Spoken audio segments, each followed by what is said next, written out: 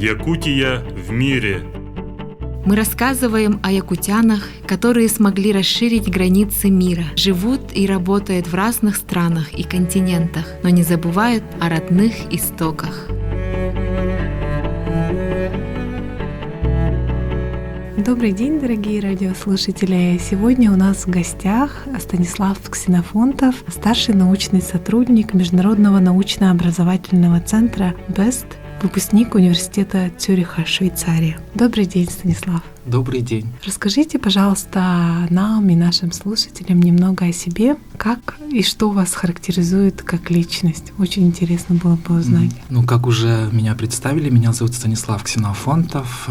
Я являюсь старшим научным сотрудником Международного научно-образовательного центра BEST при Институте естественных наук СВФУ. Я сам родом из Амгинского района. Я родился в селе Анёс, маленьком поселке, закончил Амгинскую педагогическую гимназию и Хабаровский государственный педагогический университет по специальности филология английского и китайского языков. И также года 2 назад я закончил и защитил свою докторскую диссертацию по географии, и в данный момент я работаю старшим научным сотрудником. Можете, пожалуйста, рассказать подробнее, чем вы занимаетесь?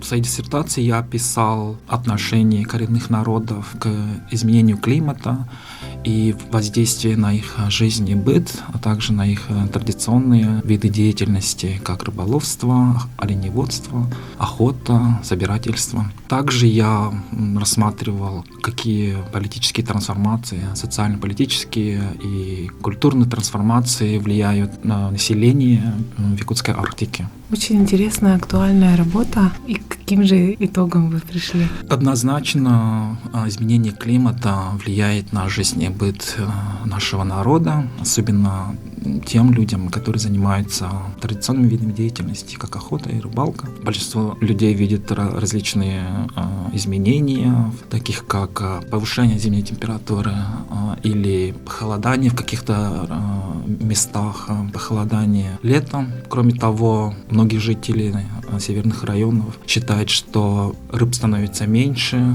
ввиду того, что водные режимы меняются. Миграция оленей также меняется в некоторых районах, что, конечно же, приводит к печальным последствиям.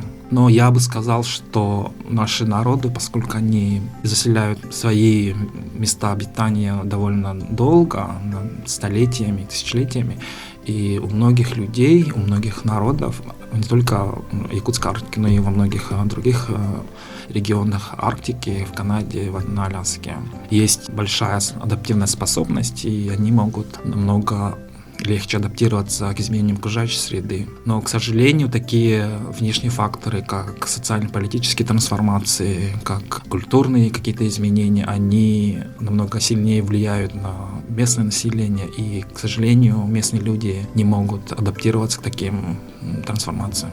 То есть прогнозы неутешительные, к сожалению. Но если будем как-то вместе работать во благо народа, тогда, конечно, прогнозы будут намного позитивнее. Возвращаясь к работе в России и к работе за рубежом, вы можете сравнить процессы, подходы, каким образом работа в России и в других странах она отличается? Да, я бы сказал, что отличия колоссальные во многих отношениях. Во-первых, в систематическом отношении, в систематическом подходе. Я, конечно, могу сравнивать только работу в университете, поскольку я работал в университете и в Швейцарии, и в Корее, и здесь. Я могу сказать, что, к сожалению, у нас система немножко отличается, и здесь приходится самому очень много прилагать усилия, чтобы решать какие-то вопросы. Например, в университете Цюриха я ни разу и никогда не бегал по каким-либо инстанциям, чтобы решить какие-то проблемы и вопросы трудоустройства или бухгалтерские какие-то вопросы. В Якутске, к сожалению, мне приходится стоять в очередях и бегать самому и решать эти все вопросы. Когда я работал в Цюрихе, у нас был представитель отдела кадров при институте, и когда мне нужно было решать какие-то вопросы по труду, я писал ему имейл, либо я шел к нему в кабинет и говорил обращался к нему со своим вопросом. И все решалось очень легко. Здесь, к сожалению, этого нет. В плане отношений с коллегами, в принципе, никаких особых отличий нет. Если только учитывать, что здесь, менталитет, может быть, помогает обращаться более, спокойно, что ты не переживаешь ни за что. Там больше у меня отношения были только профессиональные. То есть здесь ты можешь, например, завести, может быть, друзей и стать какими-то друзьями. Там тоже, конечно, есть такое, но более такое, не очень серьезно, скажем так, да? В первую очередь профессиональные дела. И мне очень нравится в работе в Европе тем, что всегда есть понятие баланс жизни и работы.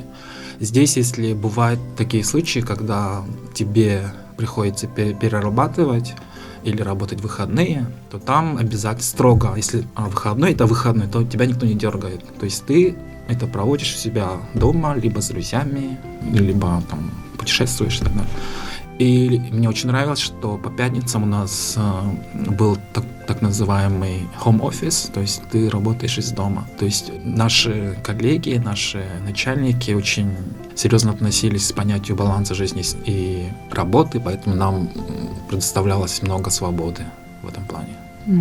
Вот вы упомянули, что складывались некие дружеские отношения, с коллегами. Что вот вы в первую очередь рассказывали о нашей республике, о России, может быть, своим друзьям? В первую очередь, конечно, наша Якутия известна своим холодом, и мне было интересно, то есть моим друзьям было любопытно, как же люди живут в таком холоде, и в век интернета, конечно, это много легче дается, рассказать, показать.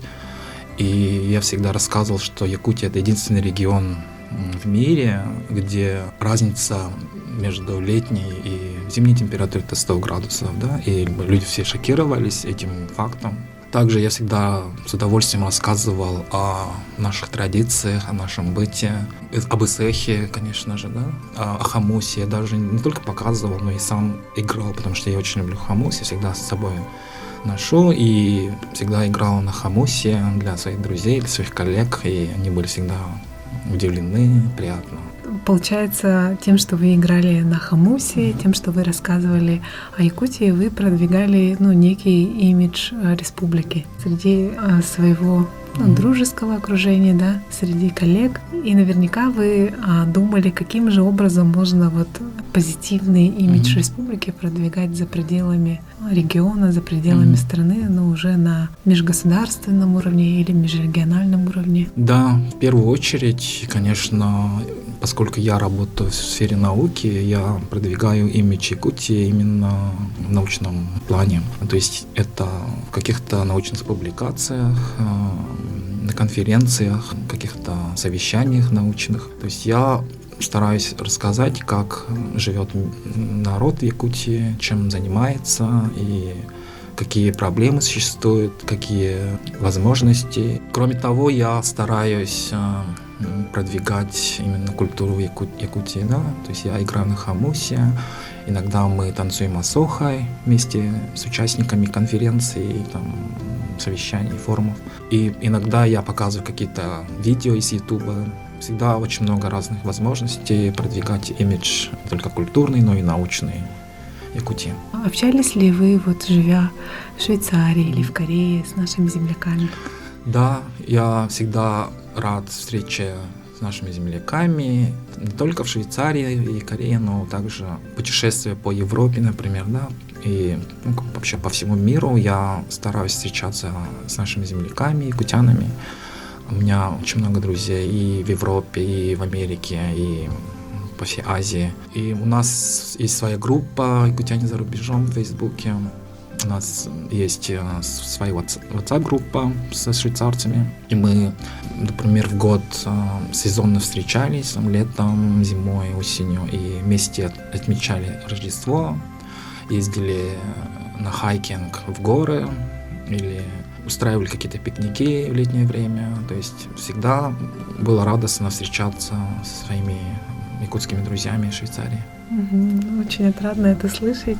Вы сказали, Стас, что защищали докторскую диссертацию в Швейцарии. Можете немножко рассказать об этом, насколько это было сложно, потому что даже на родном языке как бы это сделать довольно проблематично, да?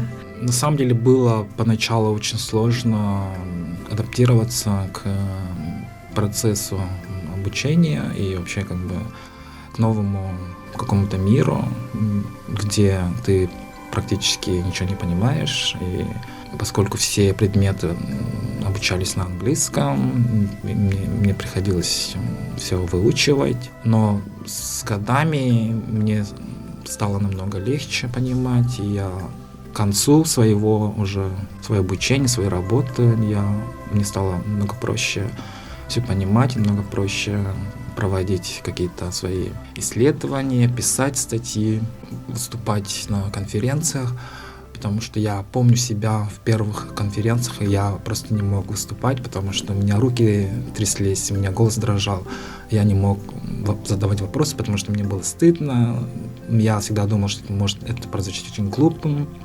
вопросом, но потом я понимал, что нет глупых вопросов вообще, что нужно вообще никогда не стесняться ничего, никого. И сейчас я спокойно могу, допустим, выступить с докладом на любой конференции. Меня приглашают с лекциями в университеты международные. Или, допустим, я могу раскритиковать или, наоборот, похвалить там любую какую-нибудь работу. То есть сейчас я уже уверен в своих силах, и я считаю, что это плод моих работ и труда. Благодаря этому опыту я сейчас такой, какой есть. Здорово. Было бы интересно узнать, какое событие в жизни повлияло больше всего на вас. Всегда ли вы мечтали учиться за рубежом, заниматься исследовательской деятельностью? Ну, на самом деле, я бы сказал, что 2 события повлияли на мою жизнь. Первое событие произошло, когда я учился в средней школе, когда я только начинал изучать английский. И у меня состоялась встреча с носителем языка из Британии, насколько я сейчас помню, и просто мне было очень интересно разговаривать с этим молодым человеком, который путешествовал по Якутии. И я тогда понял для себя, что я хочу изучать английский язык еще глубже, я хочу стать переводчиком. И с тех пор я себе поставил, наверное, цель изучить английский еще лучше, знать и разговаривать лучше, понимать хорошо. И второе событие, которое меня принесло в науку, это моя поездка в Намский район в составе научной делегации из Японии, где они проводили свои интервью. То есть, заходя из дома в дом, я все лучше узнавал о быте, о людях, да, своей Якутии, о котором я вообще ни разу не задумывался, то есть я жил, как и все, ничего не зная о проблемах там, и так далее. Как-то мы зашли в дом, и мы обсуждали такие вопросы, как изменение климата и влияние на жизнь и быт местных жителей. И я был просто повержен в шок, увидев, как, допустим, подполье, где хранятся продукты питания, мясо там, и так далее, они просто заполнены водой, и это на самом деле было следствие именно оттайки мерзлоты. И мне было просто страшно, что люди живут в таких условиях, что они могут сталкиваться с такими проблемами. И я решил для себя, что мне было бы интересно узнать, как люди вообще борются с этими проблемами, именно с проблемой изменения климата, как оно влияет на местную жизнь и быт. С тех пор я решил для себя, что мне нужно каким-то образом получить более профессиональное образование в этом отношении. И я начал искать уже какие-то программы, гранты. И мне повезло, что я познакомился с моей будущей профессором, и она мне помогла поступить и написать проект. Теперь уже ваша очередь, да, сказать, наверное, несколько слов пожеланий или советов школьникам и студентам, которые хотят также продолжить обучение где-то за границей, либо здесь, но уже заниматься исследовательской деятельностью. В первую очередь я бы посоветовал школьникам и студентам изучать иностранные языки. Мир глобализации и в мир, где границы все стерты, знание языков очень важно. Тем более сейчас многие программы за рубежом они проводятся. Где бы то ни было, будь это Германия, Швеция, Швейцария, многие программы проводятся именно на английском языке. Без знаний английского будет сложно, например, найти работу где бы то ни было. Будет сложно поступить в магистратуру или на бакалавриат или в докторантуру. Поэтому я советую всем школьникам изучать английский язык. Более того, я бы советовал настоятельно всем школьникам и студентам серьезнее относиться к учебе, потому что без знаний, без образования сейчас добиться чего-то очень-очень сложно. Без этих ключевых факторов, мне кажется, в мире, где ценностями является образование и знание, будет очень сложно что-либо добиться, что знание — это какие-то возможности для открытия мира и найти работу, хорошего заработка. Станислав, спасибо большое. Спасибо за приглашение. Желаем вам дальнейших успехов. Пусть ваша работа, она приносит практические плоды, чтобы действительно жизнь людей в Арктике, она улучшалась. Сахам сирен Аллахтах тыргыр мен багарым этте кытанак дробияны бу тымны Сергей олорор болам бу бахан кытанак сахлы алмасты дробияны багарым этте үлелир веренер жаңга дүксетихилери тохтанда толлувакка үчүгө үлени амнахы үрөхтәргә сетихилери жолу багарым этте ким жоллах ол болакка үчүгө сетихилер дробиялах үчүгө хамнастах. I would like to wish to all my fellow Yakutians best of luck and healthy and wealthy life and maybe happiness. Without happiness, it is quite difficult to live and to live in this world. And I wish you all the best. Дорогие друзья, я напомню, что у нас в гостях был Станислав Ксенофонтов, сотрудник Международного научно-образовательного центра БЕСТ при Институте естественных наук, выпускник университета Цюриха. Для вас сегодня работали Екатерина Голикова и я, Савина Данилова. Якутия в мире.